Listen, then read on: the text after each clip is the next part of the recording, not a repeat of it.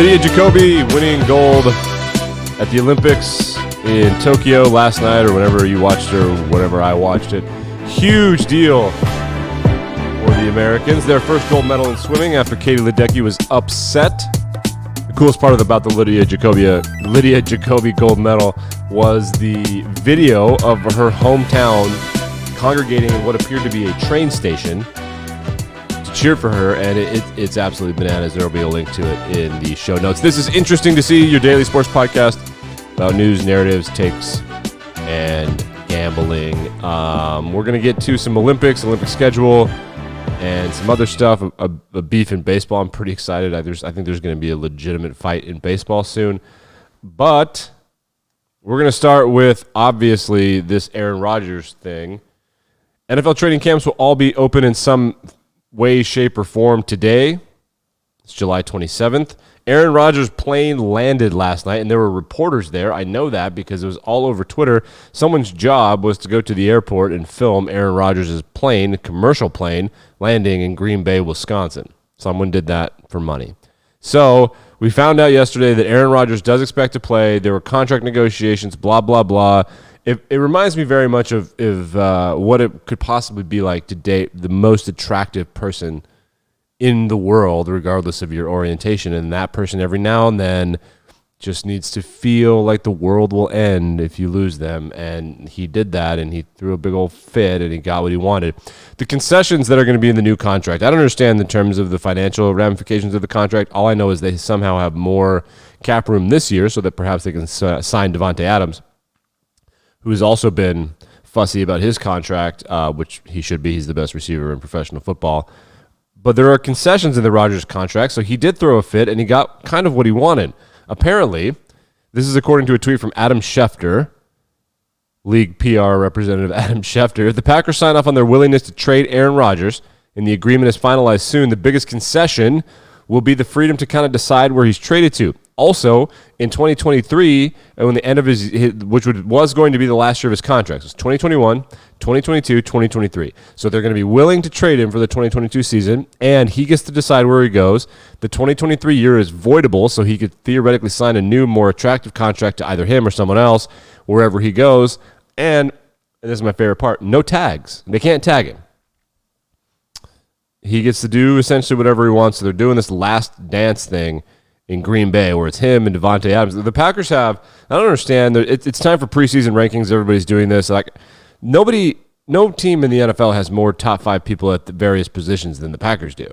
I mean, the Bucs might be close, but Aaron Rodgers, Davante Adams, David Bakhtiari, Kenny Clark, Zadarius Smith, Jair Alexander, Darnell Savage, like, they are freaking loaded. They are an incredible team, and Aaron Rodgers coming back this year.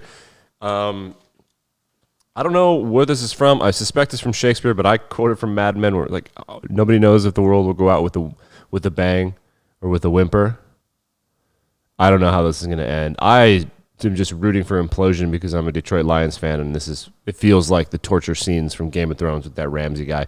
It's getting incredibly annoying, but he threw his fit, and he made us all talk about him for an offseason, which was great. But now the Olympics are on, so we don't have to care about that as much. All right, let's take a look at the Olympic medal counts. I believe the U.S. and China, as per usual, are in front of everyone. 22 total medals for USA, 9 golds, 8 bronzes, 5 silvers. China has the exact same stat line except 1 less bronze. Japan doing really well, also has 9 gold medals. Always root for the host country to get the most gold medals. I mean, I'm a good American, but I like it better when the host country gets a bunch of gold medals. ROC, which I believe means the country that cheated, which we don't have to say, from Europe. And Great Britain, 10 medals. That rounds out the top 5.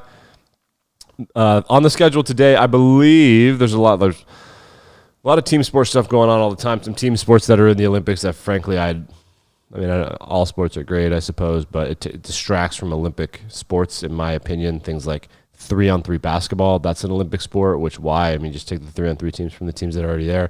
Handball, field hockey is happening today. I also believe that women's gymnastics all around will be crowned today. I could be wrong on that, but what do I know? This is not the Wall Street Journal reporting on the Olympics. Okay, so last night, pretty electrifying moment in professional baseball, and I've refrained from reporting baseball scores on this show just because it's so lazy.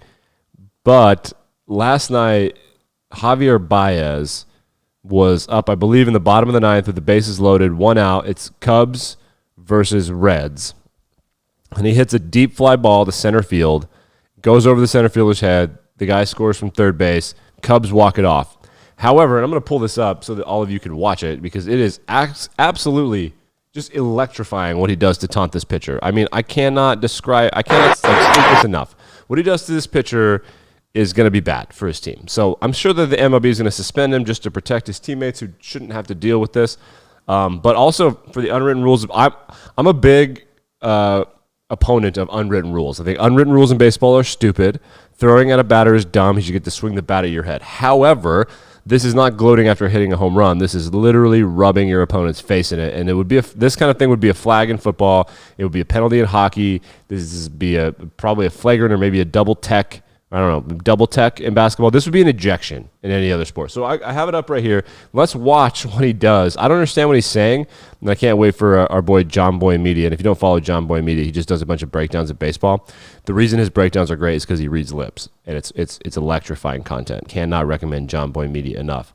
But let's watch what happens to Javier. Okay, so there he is. In the air, center electrifying field. Javier The ball goes over his head. And then now he's doing like this row your boat kind of motion. He's walking to first base, making this row your boat motion. And he's saying, get out, get out, get out. We missed the camera shot because Chicago has terrible NBC. And the bat somehow is at the feet of the pitcher, which means that Baez tossed the bat at him. So that's not good. So he's doing this row your boat thing. He's yelling at the guy. And then all of a sudden, we don't know because I cannot state that enough. What terrible directing by NBC Sports right there. We want to see what happened to the bat. Did he throw it at the pitcher because it's at his feet? The ump steps in and gets between the pitcher and the batter, escorts the guy from the Reds to the dugout. The Reds, as we know, with their beef with the Pirates, they are not scared of a Donnybrook. They will fight anybody, anywhere. This is going to get ugly. I'm sure that Javier Baez is going to be fined or suspended. If he's not, he's going to have a rough couple weeks because it's not going to be – this is big enough and showy enough that I suspect that other pitchers around the MLB are also going to help out this Reds pitcher who's Amir Garrett. I suspect very strongly that watching the Cubs or at least paying attention to Cubs Twitter will be fun for the next couple of weeks just because Javier Baez is going to be a target, essentially like for assassination. And we'll wrap up with our 2021 NFL gambling preview. So my favorite books have taken down team totals right now. I could go to another book, but I'm not going to do that. I want to look at the Baltimore Ravens.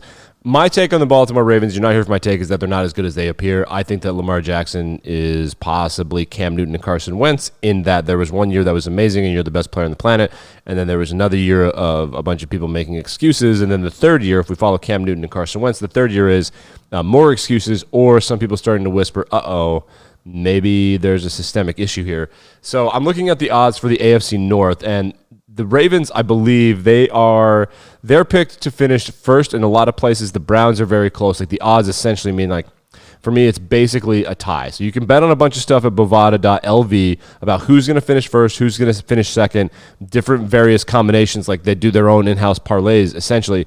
I love any bet that has the Ravens finishing last, and I'm not joking. So if Joe Burrow takes a step forward, they've improved the offensive line. They got Riley Reif. The Bengals got Riley Reif. They have the Jedrick Wills guy coming back. They got running backs and receivers. They have some defensive guys that are going to step up, the best safety in football.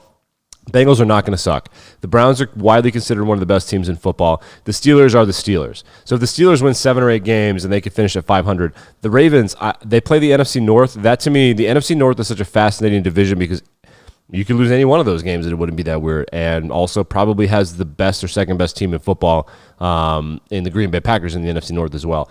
I would hammer anything that has the Ravens finishing fourth, and bovada.lv has the Ravens finishing fourth at plus 2,900. This division is possibly the first or second most competitive in the NFL. It's not that unlikely that the Ravens are going to finish fourth. They're also plus 350 to finish third, which means that Vegas thinks that they're either going to finish first or third, which I find absolutely fascinating. I hate the Ravens this year. I'm very suspicious about Lamar Jackson because of the Carson Wentz and Cam Newton things that we've already experienced.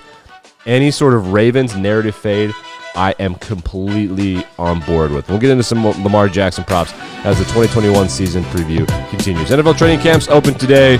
We made it. The summer was awesome because of NBA and NHL playoffs. Took forever. It was really great. I'll be back same time, same place tomorrow. This is Interesting